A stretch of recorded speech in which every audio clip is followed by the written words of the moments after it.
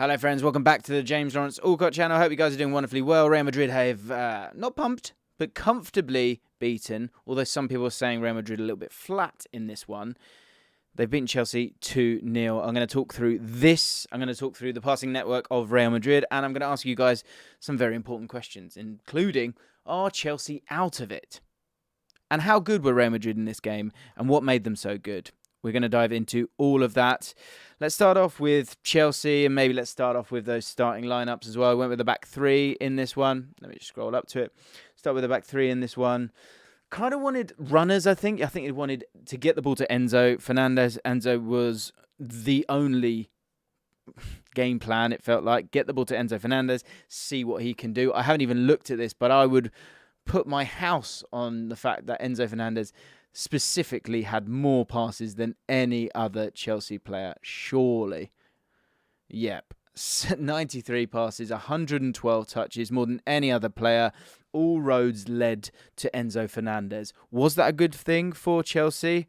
I think at the start it created a bit of not chaos but discomfort for Real Madrid. Raheem Sterling looking to be that passing behind, Enzo Fernandez looking to spread the ball and getting to that passing network. Real Madrid's, which I'll show you in a second, is a piece of art. It's so satisfying. And now, of course, there was a red card. We'll talk about the red card. But Chelsea, they're just not a team. You know, this isn't rocket science. Team with zero chemistry with constant changes up against an interim manager, up against manager who's won it all, who's outrageously experienced, and a team who have played together for so long, and you know exactly what the starting lineup is. And when that is the case, it's going to tell. And they were talking about flat or comfortable when it came to Real Madrid. For me, I think they're giving Chelsea a bit of an easy ride here. I think, look, certainly Chelsea's stuck in there. And that question, I'll answer it. Are Chelsea out of it? No, they're not out of it. Of course they're not. Glenn Hoddle made a really good point. He said, look, if they score a goal in 5 minutes, how many times have we seen that? They could easily get back into this game. But the confidence is at such a baseline here. They are so tentative, hesitant, paralysed, the lack of movement. Let's go back to that passing network. Get the ball to Fernandez, but once that happens, you've got to find a way to work up the pitch. João Felix got on the ball at times. I thought the midfield got completely bypassed. Kante really focused on the right-hand side, but that is not a team that knows what they're doing when it comes to their movements going forward, and it was a team that was looking to contain the opposition. And look, Real Madrid are one hell of a side, so you don't want to hammer Chelsea too much, especially with the difficulties they're having right now. But it's chronically toothless at this moment. I haven't scored a goal in 4 games. Don't look like scoring one either. And again, it's just like, get the ball to Enzo Fernandez. And even Enzo Fernandez, you know, once he's spreading it and spreading it and spreading it and spreading it and spreading it sideways to sideways, as you can see here, it gets predictable, and then you can hurt this side in transition. Real Madrid, on the other hand, and let me just finish off with that when it comes to Chelsea, because I think it's an interesting one. Let me show the average positions on this one, because that's Real Madrid. We'll talk about that in a second. But the average positions were interesting because the work rate, was there for all to see. You know what you're going to get. And the thing that I really liked, there's a video on Tifo, I really, really enjoyed it. I think the guy's called John McKenzie. If it's not, forgive me. He spoke about Nagelsmann. He talked about one thing that Nagelsmann likes to implement, and I think this might be Ancelotti's assistant, who's his son, I think, who's kind of implemented this with Real Madrid. And what I really like about it is the fact that they use marginal width. Now, marginal width is this idea that, as opposed to staying really wide, like, say, Chilwell wanted to do and Reece James wanted to do. They wanted to stay as wide as possible, use the width of the pitch to stretch the opposition and give you an opportunity. Real Madrid, I think this is so clever. Now, we always see this when it comes to the average positions, always the same. Vinicius Jr, you would think he's providing width, and at halftime they were talking about the width of both him and Rodrigo, and at times that certainly occurred in terms of where they get the ball. But once they move the ball up the pitch as well, what I really like is this idea of marginal width, and the idea of that is that having players like Carvajal and Camavinga kind of staying just almost like 10 yards in. And what that does is it allows this midfield, let me just let you see it properly, to be really, really narrow. And you'll have seen this time and time again during the game. Just little pass and move, little 5-yard things that they do. They're so fluent at that.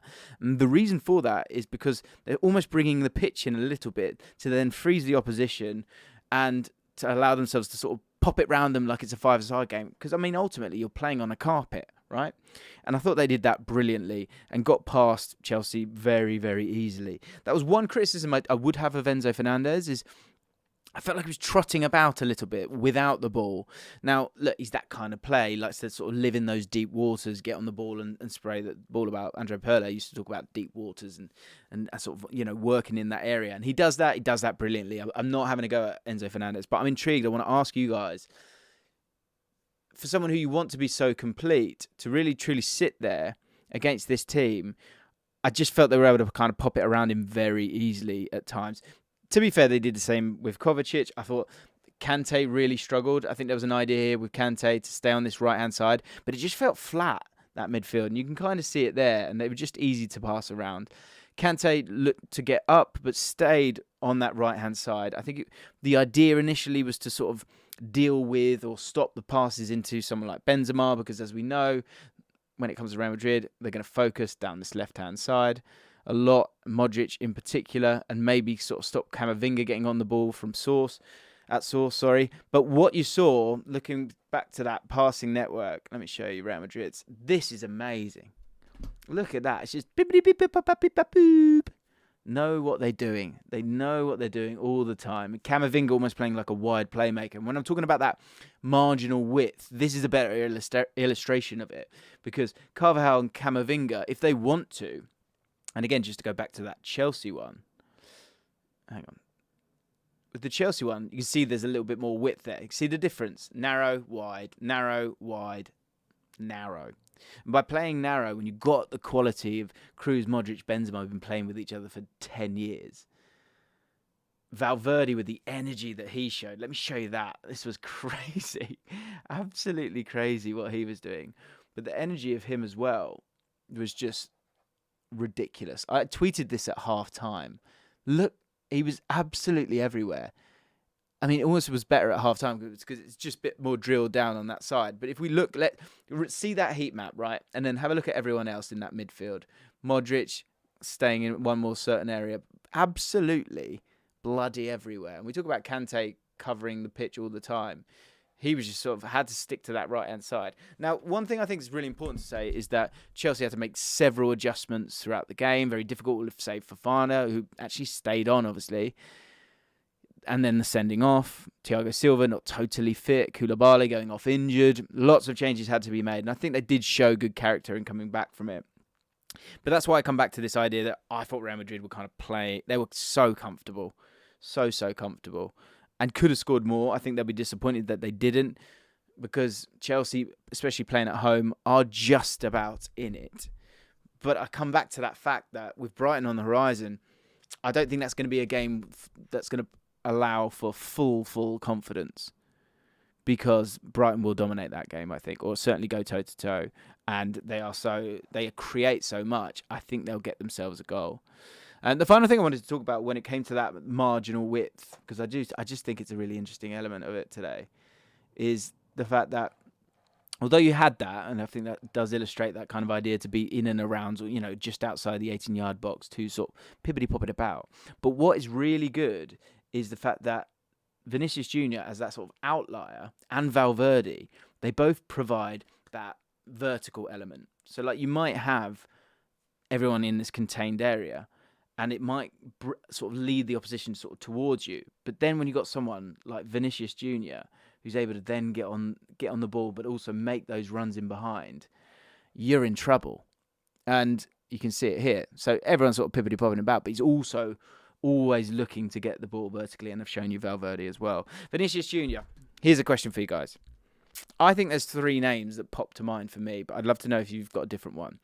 If you're picking teams for a World 11 and you're up against someone else, who's your first pick?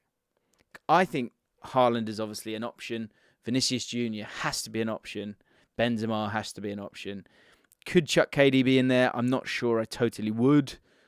Right now, though, obviously, he's still absolutely amazing. But in terms of being able to win you a game and being dangerous, Vinicius Jr. for me is quite possibly my first pick, because you can give him the ball anywhere. He takes on the opposition time and time again. Let's go and find how many elements he played when it came to sort of dribbling and things like that. Dribble attempts, 6, 4 of those were completed. Stopping and starting, making it incredibly difficult for the opposition. Creating all the time. 4 key passes in this game as well. It all does go down that side. He's so light. He's got absolute electric pace. But as I say, that stop-start refinement that he's provided now into his game has created so much more output. And he's just red hot. He's really good. And I think if I'm picking, he's quite possibly my first pick, because with Haaland, you'd have to get the ball to him. I'm sure you probably would do, because he always scores goals. But I just think Vinicius Jr. is just so good. So good. The red card, one thing I did want to say is, wow, when it comes to the lack of confidence in some of these players, Cucurella is just miles off it. Absolutely miles off it. Now, that might not be the future, but it's certainly the present. He's poor. I think Koulibaly is struggling as well and just shouting at anyone who's nearby him and trying to put the blame on someone else. Thiago Silva, you can see, was sort of struggling with the lack of kind of cohesion within that team and that club. And it's just a tricky time for him up against, the best, if not the second best team, or certainly obviously the champions of Europe right now. And would you go against them when they've got all the things that you want? Stability, experience, quality, huge amounts of chemistry, pace, legs, composure. Final person to talk about, Camavinga. Wow. On that left-hand side. Is it like a sort of new type of, is he going to become that bit of a sort of Reece James or, Trent from an attacking point of view? Because his defensive work is really good. Dives in, but makes those tackles time and again. And his passing was absolutely superb for someone so young as well. Just great for him to have those games, because I think when he does inevitably move into midfield, he's going to run it. And, he does run games when he does play most of the time. Absolutely fantastic squad and fantastic 11. And we haven't even spoken about someone like Asensio just comes in and sort of pops in a goal, which I thought was a little bit too easy, but at the same time, you're playing with 10 men. That makes life difficult. Can't see Chelsea getting through this at all. If you disagree, let me know in the comments down below. I think it was one of those ones where you never know, and that's why we watch games of football. And away from home, at least it wasn't totally awful. But I come back to those passing networks, and Chelsea just have no clue of what they're doing right now. Chronically toothless. Hope you enjoyed this one. Chelsea fans, you probably didn't. Apologies for that. But, you're not going to enjoy it when you lose, are you? If you did enjoy it, you do want to support the channel, and you do bloody love football, hit that like button for me. Subscribe to this channel before you subscribe to another one. I'll see you next time.